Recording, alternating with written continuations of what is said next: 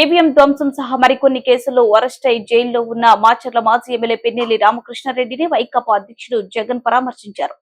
నెల్లూరు జిల్లాకు వెళ్లి ఆయన్ను కలిశారు. మే 11న జరిగిన ఎన్నికల్లో పాలవాయి గేటు పోలింగ్ కేంద్రంలో పిన్నెల్లి రామకృష్ణారెడ్డి ఈవీఎంను ధ్వంసం చేశారు. అడ్డుకునే ప్రయత్నం చేసిన తేదెప ఏజెంట్ నంబూరి శేషగిరిరావుకు వేలు చూపిస్తూ నీ అంతు చూస్తా బయటికి రా అని బెదిరించారు. తర్వాత ఆయన అనుచరులు శేషగిరిరావుపై దాడికి పాల్పడ్డారు.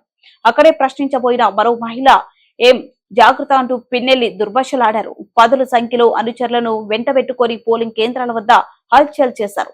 మరోవైపు డ్యూటీలో ఉన్న కారంపూడి సీఐపై దాడి చేశారు. వీటన్నిటికీ కూడా సీసీ కెమెరాలు, వీడియో ఫుటేజ్లు సాక్ష్యాధారాలుగా ఉన్నాయి. దీంతో పిన్నెల్లిపై 10 సెక్షన్ల కింద పోలీసులు కేసులు నమోదు చేశారు. కనీసం ఆయనకు 7 ఏళ్ల జైలు శిక్ష పడే అవకాశం ఉంది. అలాంటి వ్యక్తిని జగన్ జైలుకు వెళ్లి మరీ కలవడం చర్చనీయాంశమవుతుంది. పిన్నెల్లి రామకృష్ణారెడ్డి మీద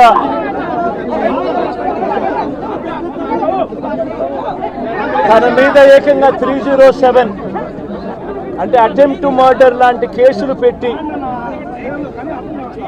ఏ రకంగా అన్యాయంగా తనను జైల్లో నిర్బంధించడం జరుగుతా ఉందో కూడా చూస్తా ఉన్నాం. ఈరోజు రాష్ట్ర వ్యాప్తంగా కూడా ఇదే కార్యక్రమాలు జరుగుతూ ఉన్నాయి.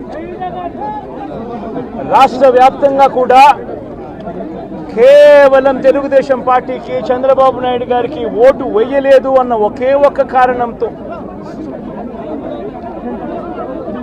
ఒక కారణంతో ఏకంగా ఆస్తులను ధ్వంసం చేస్తూ ఉన్నారు, దొంగ కేసులు పెడతా ఉన్నారు.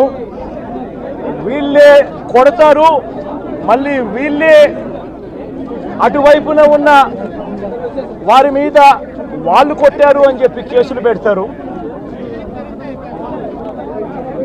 ఇంతటి దారుణంగా ఈరోజు రాష్ట్రంలో పరిపాలన సాగిస్తూ ఉన్నారు. నేను అడుగుతా ఉన్నా, ఇదే గత 5 సంవత్సరాల కాలంలో వైఎస్ఆర్సీపీ పరిపాలనలో ఉండగా, వైఎస్ఆర్సీపీ ప్రభుత్వంలో ఉండగా అప్పుడు జగన్ ఏం చేశాడు?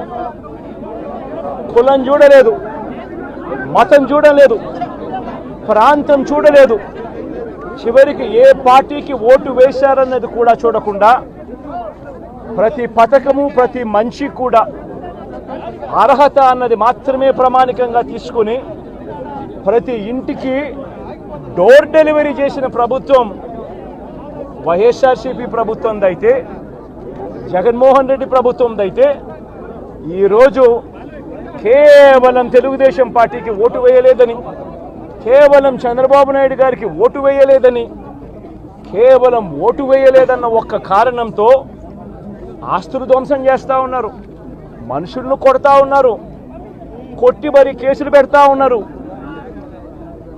ఇంతటి అన్యాయంగా రాష్ట్రాన్ని రావణ కాష్టం చేస్తూ ఉన్నారు.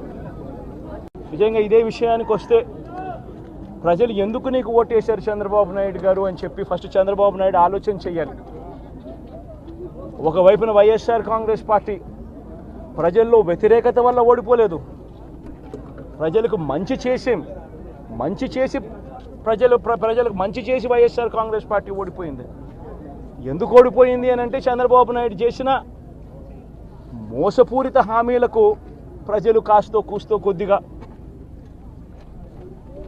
ఇదే ఆ 10% కాస్త అటువైపున షిఫ్ట్ అయ్యి చంద్రబాబు నాయుడు గారు అధికారంలోకి వచ్చిన పరిస్థితులు.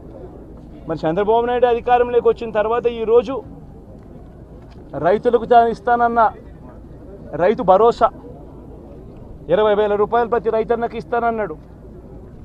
వ్యవసాయం స్టార్ట్ అయింది, ఖరీఫ్ మొదలైంది, పంటలు వేగంగా వేస్తూ ఉన్నారు రైతన్నలు.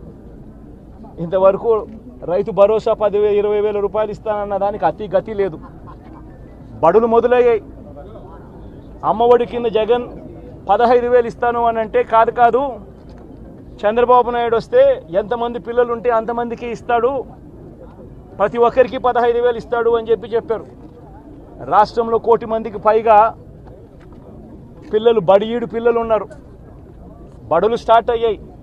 ఆ ప్రతి తల్లి కూడా అడుగుతూ ఉంది, తల్లికి వందనం అని పేరు పెట్టావు, అమ్మఒడి అనే పథకాన్ని పేరు మార్చావు, మరి ఆ డబ్బులు ఏమైనాయని చెప్పి గవర్నెన్స్ మీద కాస్త ధ్యాస పెట్టి ఆ తల్లులకి డబ్బులు ఇచ్చే కార్యక్రమం చూడండి.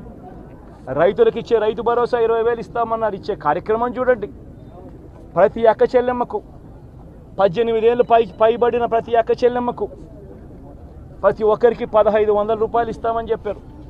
అంటే సంవత్సరానికి 18,000 రూపాయలు. రాష్ట్రంలో 4,12,00,000 మంది ఓటర్లు ఉండరని చెప్పి మొన్నలే లెక్కలు తేలాయి. అందులో దాదాపుగా 2,10,00,000 మంది మహిళా ఓటర్లే. అంటే అందరూ 18 సంవత్సరాలు నిండిన మహిళా ఓటర్లే. మరి 2,10,00,000 మంది ఈ మహిళా ఓటర్లందరూ కూడా 18 ఏళ్ళు నిండిన ఈ మహిళా ఓటర్లందరూ కూడా వీళ్ళందరూ కూడా ఈరోజు అడుగుతూ ఉన్నారు, 1,500 రూపాయలు ప్రతి నెల ఇస్తానన్నావు, ఏమైంది ఈ 1,500 రూపాయలు ఇచ్చే కార్యక్రమాలు అని చెప్పి అడుగుతూ ఉన్నారు. వాటి మీద ధ్యాస పెట్టే కార్యక్రమం చంద్రబాబు నాయుడు చేయాలి. ఇవేవి కూడా చేయకుండా కేవలం భయాందోళనలు క్రియేట్ చేయాలి, రాష్ట్రంలో రావణ కాష్టం సృష్టించాలి, దొంగ కేసులు పెట్టాలి, ఇరికించాలి, ఆస్తులను ధ్వంసం చేయాలి.